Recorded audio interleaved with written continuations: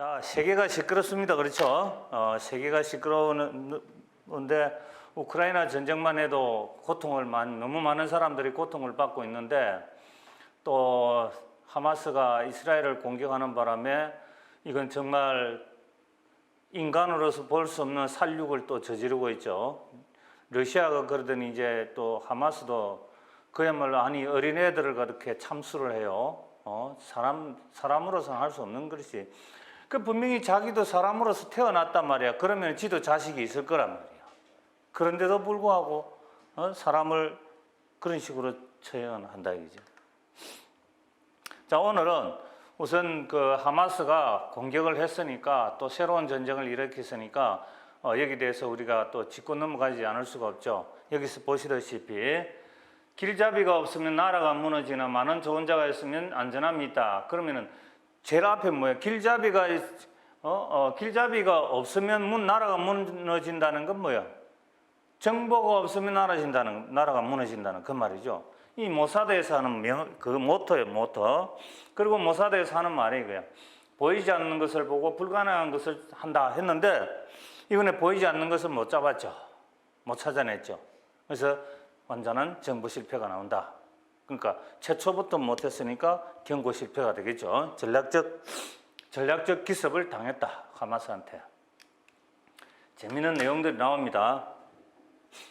자, 욤키프르 전쟁하고 하마스 기습 공격하고를 비교를 해보면은 이거는 뭐 적을 필요 없습니다. 이제 배경만 알면 되니까. 욤키프르 전쟁 같은 경우는 1973년 9월 25일 날 누가 왔느냐 하면 요르단, 바로 옆에 요르단 있죠. 요르단이 옆에 있는데 이렇게 지중해가 있고 그 다음에 이스라엘이 이렇게 돼 가지고 있고 이렇게 해서 또 뭐 수에즈 운하가 이렇게 흐르고 있고 그 다음에 여기 뭐야 서안지구죠. 서안지구 그 다음에 여기가 가자지구죠. 가자지구 여기 이제 요르단이에요. 요르단이 이렇게 있다. 이 요르단 국왕이 25일 날 이스라엘에 왔는데 그 전날 어디 있었냐면 이집트에서 있어요. 이집트에서 누구하고 있었냐면은 이집트, 시리아, 요거 시리아죠. 여기 시리아. 그 다음에 레바논 이렇게 돼 있나? 하여튼 뭐 붙어 있어. 이집트, 시리아, 그 다음에 요르단. 이 세 개의 나라의 대통령들, 국왕들이 3명이 모여서 회담을 했어요. 카이로에서, 이집트에서. 거기서 뭐라 그랬냐면은 이 사람들이 요르단 국왕에게 우리가 이걸 공격할 준비를 하고 있다라고 이야기를 해줬단 말이야. 거기서 이 사람이 게스트하우스, 이스라엘 대통령이 이제 주로 손님들 맞이할 때, 이스라엘에서 맞이할 때 주요 요인들은 다 여기서 만나요. 게스트하우스에서. 이 게스트하우스로 모시고 왔어.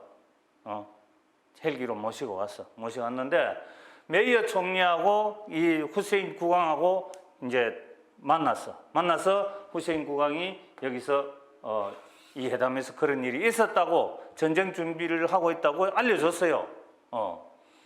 그런데 알려줬는데도 불구하고 이스라엘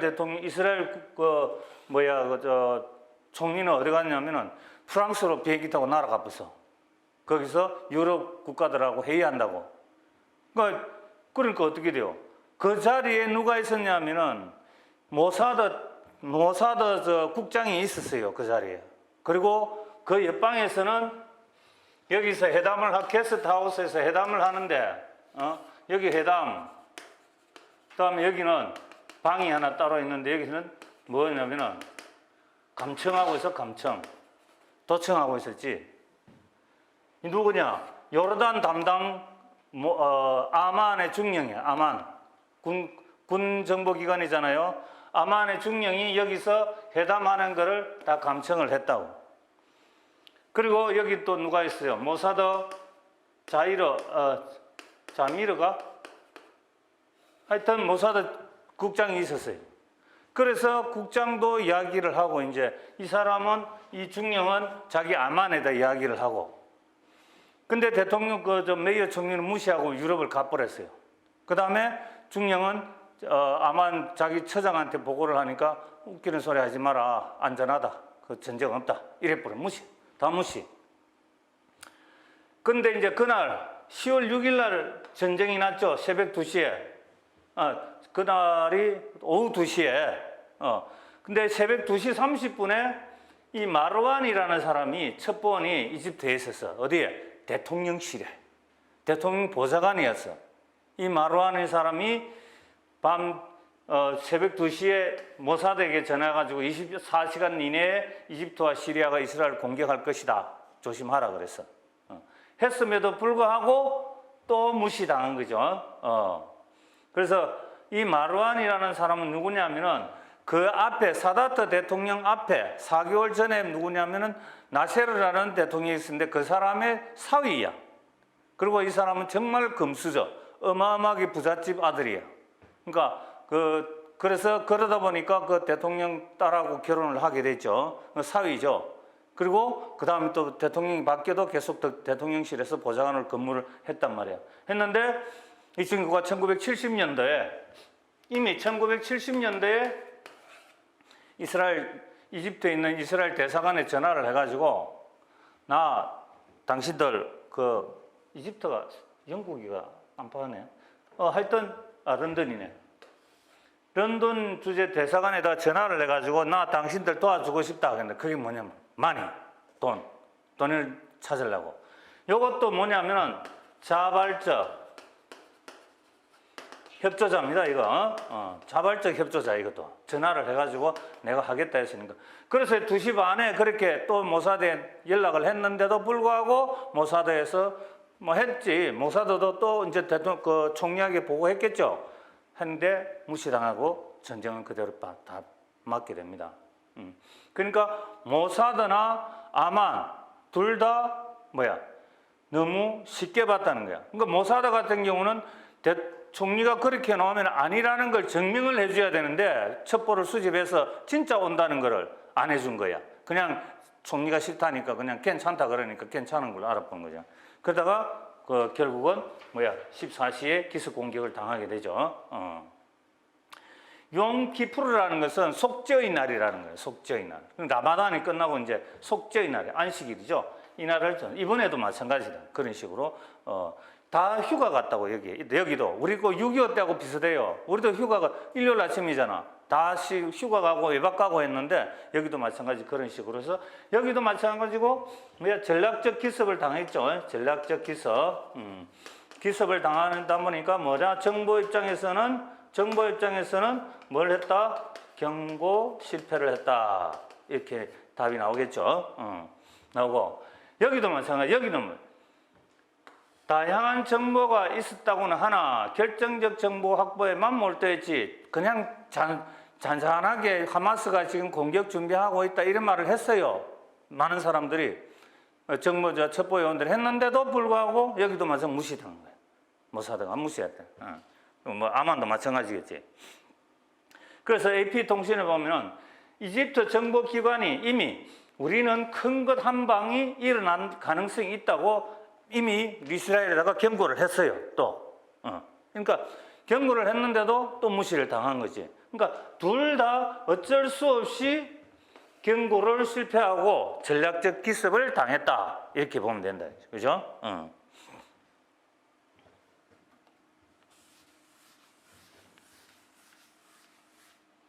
이 사람 누구야?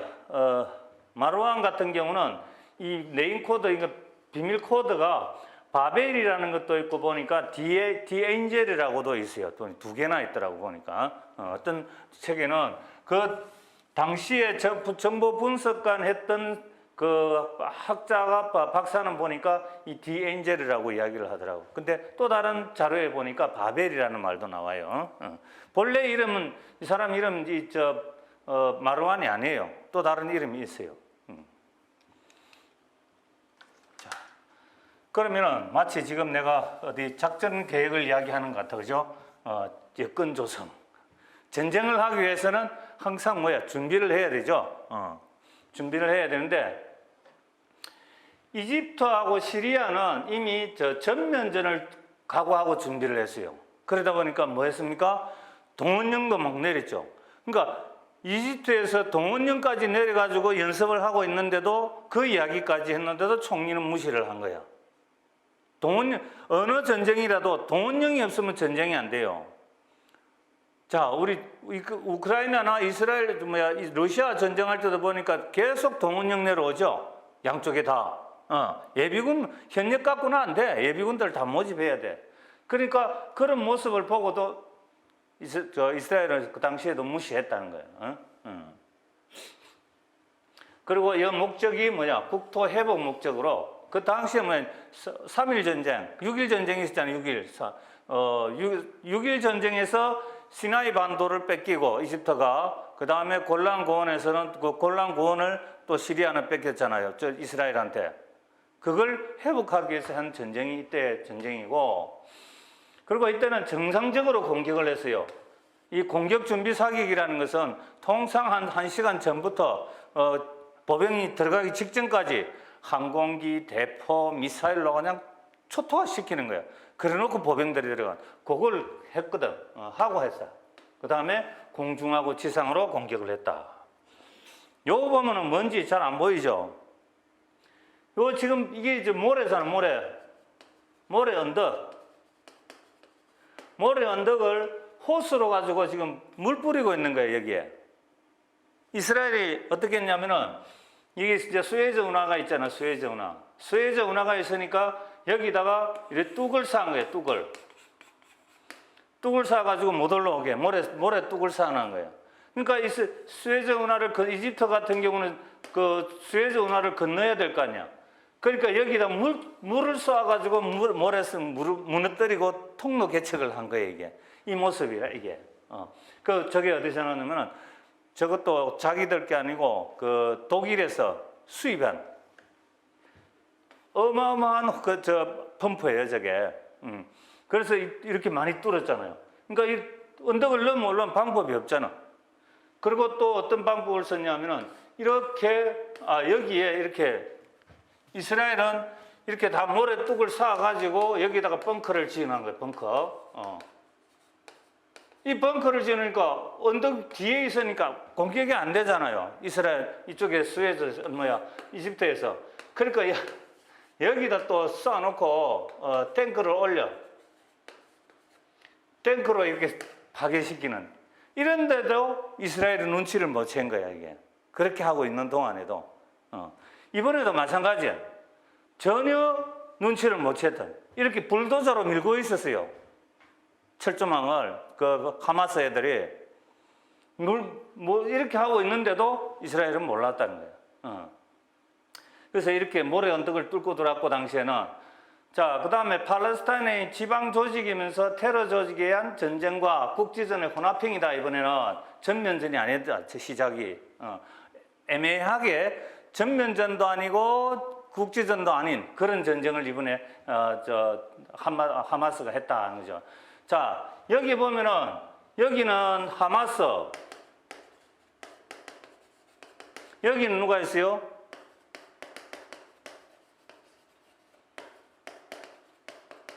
이슬라믹 지하드. 여기는 누가 있어?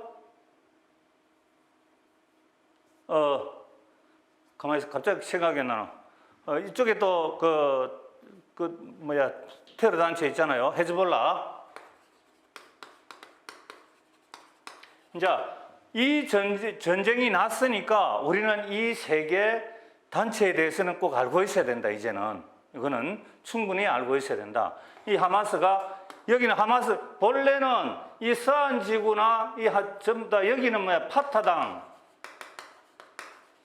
파타당이라는 당이 지배를 하고 있고, 여기는 가자 지구는 하마스가 지배를 하고 있는 거야, 책임자가. 왜냐하면 그 전에 총선에서 누가 이겼어요? 총선에서 하마스가 이겨버렸죠. 하마스가 이겨버렸단 말이야. 하마스가 이겨놓으니까 이제 파타당 입장에서는 야, 그래도 니들은 뭐 단체고 우리는 정당 아니냐 하니까 아니야, 우리도 정당이야 해가지고 자기도 당으로 해가지고 투표해서 이겨버렸단 말이야. 그러니까 둘이서 싸우겠죠. 우리는 정통성이 있다, 니들은 정통성이 없다 하다 보니까 둘이 협상한 게 결국은 뭐냐, 야, 하마스 니들은 가자 지구만 책임져, 우리 파타당이 서한 지구는 우리가 책임질게, 이래 돼버린 거예요. 그래서 이번에도 하마스가 이거를 전쟁을 하게 된 거죠. 그러니까 지금 이슬람익 지하드도 이제 뭐 채통이 안 쓰니까 지들 또 공격하겠다. 그다음 여기 있던 헤즈볼라도 나도 공격하겠다. 이제 이렇게 나오고 있는 거예요 지금. 근데 지금 앞으로 어떻게 될지 모르겠어요. 자, 하마스가 공격한 걸 보면은 그야말로 비겁한 공격이야. 순수하게 민간인 살상, 민간인 납치 목적으로 들어온 거예요. 그걸 이용해 가지고 협상을 하려고 그러는 거예요. 협상. 그러니까 그 다음에 또 한 게 뭐냐면 드론을 이용해 가지고 여기 안 나오나? 드론을 이용해 가지고 감시탑을 갖다가 다 폭발할 사진을 시켜버렸어요. 이스라엘은 전부 디지털로 다 만들어 놨단 말이에요. 감시 체계를. 병력은 뒤로 빼고. 그렇게 만들어 놨는데 그 감시탑이 이렇게 있으면은 여기 안테나도 있고 다 많이 있겠죠. 통신기 안테나도 있고 감시 카메라도 있고 있잖아. 요걸 드론을 해가지고 탁 폭발을 시켜버릴 거야. 그러니까 처음에 들어온다고 감시자들이 보고를 하려고 이제 공격을 하니까 보고가 안 되는 거야. 왜? 통신망이 다 두절돼가지고. 우리도 마찬가지입니다. 우리도 전방에 있는 통신탑, 중계소 다 파괴시키고 나면 우리 통신 하나도 안 돼요. 우리 심지어는 휴대폰도 기지국 파괴시킬 뿐은 없어. 전화 통화 안 돼. 이런 식으로 다 폭발했어요. 또 여기는 또 무슨 원격 기관총이 있었단 말이야. 원격 기관총. 지난번에 무슨 과학자 살해할 때 봤잖아. 이스라엘이 차를 타고 오는데 미리 딱 빈 트럭에다가 기관총 장착해놓고 트럭이 오니까 원격으로 딱 버튼 눌러버리니까 쏴가지고 죽였잖아요. 그런 식으로 원격 기관총을 여기다 배치를 해놨다는 거예요. 그런데 다 망가져버린 거예요. 그리고 공격할 때는 로켓폼하고 미사일하고 혼합 공격을 했는데 내가 계산을 해봤어요. 20분 동안 5,000발을 사게 했다는 거예요. 5,000발을. 그럼 5,000발이라는 게 적은 게 아니라 어마무시하게 많은 거예요. 북한에서 가지고 있는 그 107mm 방사포 같은 경우는 12연장이야. 12연장이라는 건 뭐냐면 튜브가 여기에다가 튜브가 이렇게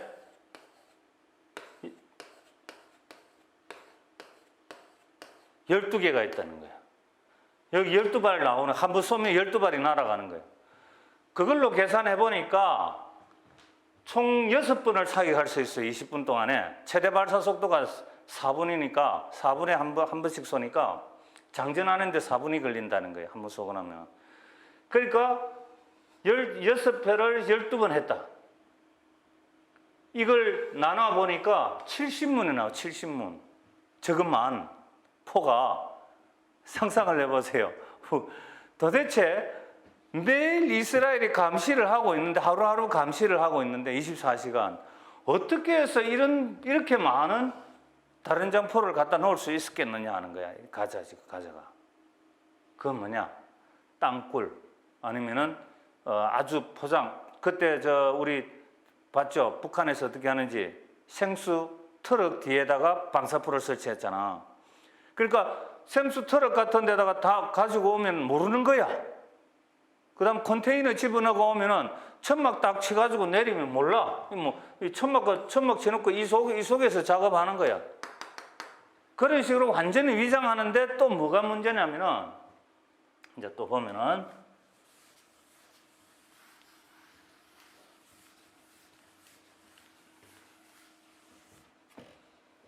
자, 보자.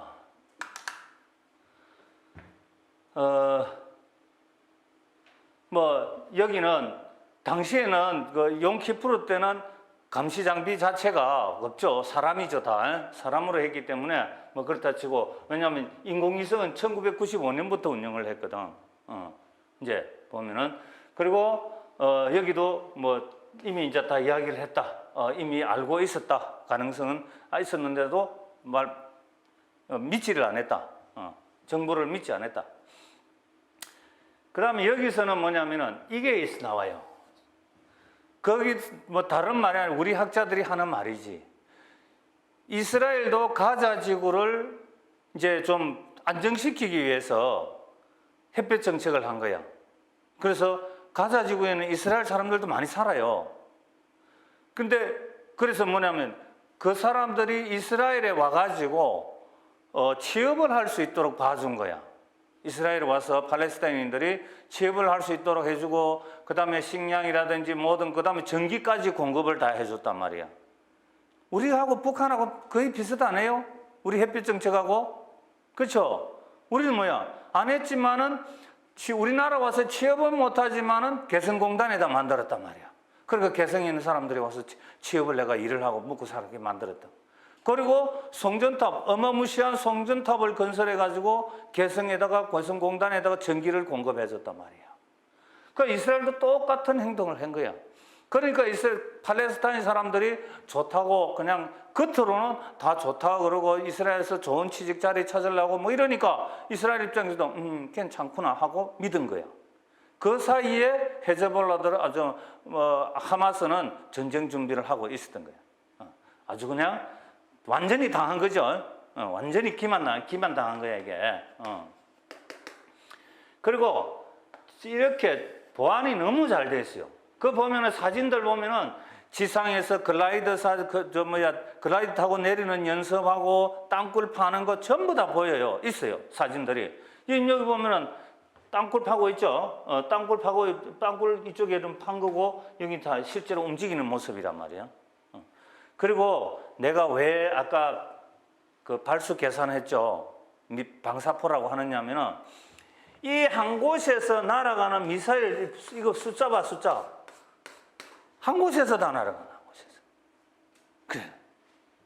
이런 식으로 몇 군데서 날렸겠죠. 그러니까 방사포라고 가정할 수밖에 없다는 거야. 그냥 한 발씩 쏴가지고 저게 안 돼.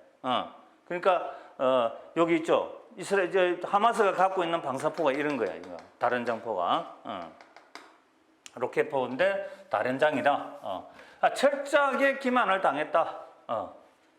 그래서 이 이스라엘이 기술 정보를 가지고 자신 있게 우리나라에도 무인기 팔고 막 그러잖아요. 그렇게 함에도 불구하고 자기는 또 당해버린 거야. 그러면은 정말 무능력했고 정말 수집한 정보를 무시했는가 하는 게 나오는 거예요. 그 다음에 도대체가 우리가 강의할 때 뭡니까? 테러에 대한 첩보 수집을 위해서 뭐가 제일 좋다 그랬습니까? 인간 정보가 제일 좋다 그랬죠. 그리고 인간 정보라는 것은 그 속에 들어가야만이 된단 말이야. 그 속에 들어가야만이 뭐다? 그 테러 단체의 의도를 알 수가 있다고. 도대체가 뭐 했냐 하는 게 내가 하고 싶은 말이야. 질책이야, 질책이건. 왜 하마스에 이스라엘 모사드의 스파이가 안 들어갔느냐는 거지. 있어야 될 거 아니야.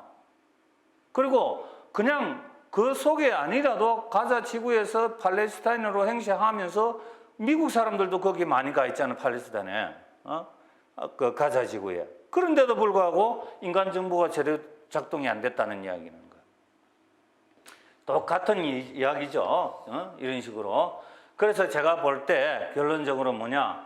이스라엘 정보기관은 완전히 정보 실패, 즉 경고 실패를 했고 이 인간 정보를 너무나 등한시했다. 사람들이 이야기하는 거. 그 다음에 이게 있어. 늑대 소년 효과. 뭐 이게 언론에 나온 건 아니야. 뭐 학자들이 한 이야기도 아니야. 왜? 이렇게 묵살을 하는 거 자꾸 보고를 하니까 됐다. 쟤들은 우리나라 공격할 능력이 안 돼. 너무 자기만 과시하는 거야. 아만도 마찬가지예요. 아만 처장들도 그 중립 보고할 때 뭐라 하냐면 쟤들 우리 공격할 능력이 안 돼. 이런 식으로 다 묵살을 했대요. 여기도 마찬가지예요. 정말로 지금 하마스는 가자지구는 우리가 참 잘해줘가지고 정기주고 뭐 경제적으로 도움을 줬기 때문에 절대 우리 공격 안 할 거야 라는 생각만 갖고 있는 거야. 그래도 보고를 계속 받았지. 야, 그 맨날 하는 보고 하지 마. 이런 식으로 늑대 소년 효과가 나타나 버린 거야, 거기도. 그렇죠? 이런 식으로 정보 측면에서 문제가 되었었고, 그래서 이제 전면전을 준비하고 있죠. 또, 요 동아일보에 이제 어제 나온 거 보면은 어마무시하게 많죠. 정규군이 18만, 예비군이 40만, 이스라엘. 그리고 전투기, 탱크 너무 많아. 근데 저거는 어디로? 시리아 쪽, 스안지구, 이쪽에 다 가자지구 다 경계를 해야 되겠죠. 그래도 적은 편하다. 여기는 인구나 병력은 요거밖에 안 돼. 3만 명. 근데 3만 명 중에 뭐가 이번에 침투했던 특수부대 여단 한 개 여단이 있었다 그랬죠. 이 일개 여단의 특수부대원들이 많이 있다는 거야.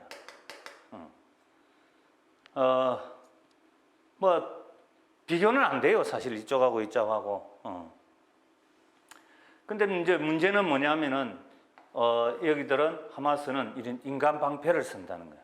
잡아가는 이유가 뭐겠어요? 너희들 오면은 내가 가만 안 두겠다. 지금 이제 이걸 하면서 여러분들이 의심을 그 생각이 의심보다도 왜 그랬을까? 지금 국제적으로 보면은 사우디하고 이스라엘하고 지금 그 협상을 하고 있잖아요, 지금. 친해지려고 이렇게. 그 다음에 미국이 이란을 또 풀어줬잖아요, 그죠? 근데 지금 또 다시 동결시켰지만은. 그런 식으로 자꾸 이스라엘이 국제적으로 인정을 받아가는 그런 모습이 되는 거예요. 그러면 뭐야? 자기들은 상대적으로 자꾸, 이스라엘의 지배를 받으면서 당연시 받아야 되는 그런 꼴이 난단 말이에요. 그래서 그게 싫다는 거예요. 이제 역사적으로 보면은, 본래가 이제 이스라엘 땅 전체가, 본래 성경책으로 들어가면 아브라함이, 거기 있었고, 아들이 이삭이죠. 그 아들이 이삭인데, 그 이삭이 있다가 어디로 다 쫓겨가요? 이집트로 다 쫓겨가잖아. 그 유대인들이. 가고 나서 아랍인들이 이 지역을 다 통치를 하게 되고, 그 다음에 전에 우리 인간정보 보면 모세가 나오죠. 2000년경에 모세가 뭐 했다? 가나안 땅으로 넘어왔죠. 그 유대인들이잖아. 다시 온 거예요. 이집트에서 출발해가지고 다시 이 지역으로 돌아왔단 말이에요. 돌아왔는데 보니까 살 땅이 없잖아, 유대인들이.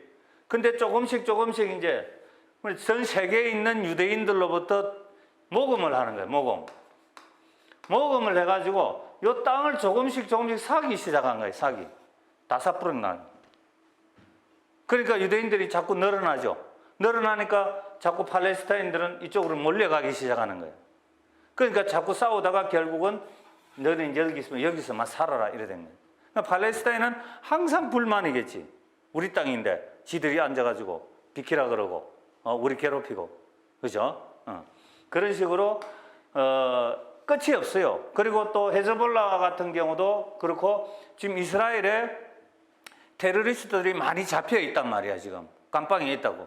그러니까 이런 애들 또 풀어달라고 하는 목적도 있고, 여러 가지로 정치적인 거나 자기들의 어떤 입지 조건이나 이런 것들 때문에 했는데 또 무마하지 않았느냐 이번에는 그런 것 같아요.